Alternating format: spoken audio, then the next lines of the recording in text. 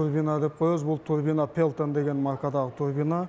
Сууду аз талап кылып, энергиясы. Кыш тут айылындагы салынып жаткан чакан ГЭСтин кубаттуулугу 10 мегаватты түзөт. Баасы 7 миллион долларга бааланган. 2 жыл мурун жеке ишкер Алмаз Калпаев баштаган. Бүгүнкү күнгө чейин 800 миң доллар жумшалып, ГЭСтин биринчи каскадынын курулушу аяктап ишке берилди. Анан Кудай буйрса 5 каскады бүтсө, бүтүндөй кыш тут айылынын Кыргызстандагы биринчи айыл электр энергиясы бекер айыл кылабыз деген максаттарыбыз бар.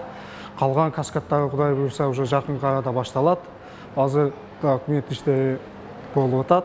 Курулушу дээрлик аяктап калган дагы бир чакан ГЭС Кадамжай районунун Майдан айыл аймагында. Кубаттуулугу 4 мегаватт, жалпы баасы 3 миллион долларды түзөт. Чакан ГЭС ушул жылдын күз айларында иштеп баштайт. Бул буйруса, бул ГЭСтин курулушу аяктаса, бизде айыл өкмөткө СОС объекттерге жардам берет, СОС пакеттерден.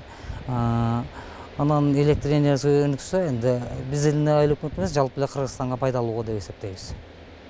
Мындан тышкары Лейлек районунун Тогуз булак айыл аймагындагы Жаңгакты дарыясына 0,54 мегаватт кубаттуулугундагы Белес чакан ГЭСинин курулушу аяктап, 5 километр аралыкта чубалгылары тартылып, райондук электр тармактар ишканасынын Белес фидерине кошулду. Ошого удай эле Өзгөрүш айылында Козу Багылан дарыясынын капталында 5,9 мегаваттык чакан ГЭС курулууда.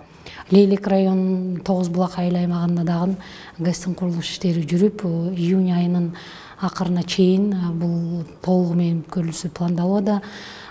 Бул ГЭСтердин курулушунун алкагында бир эле энергетика эмес, бул суга суу маселесин чечүүгө да зор мааниге ээ деп айтсак болот.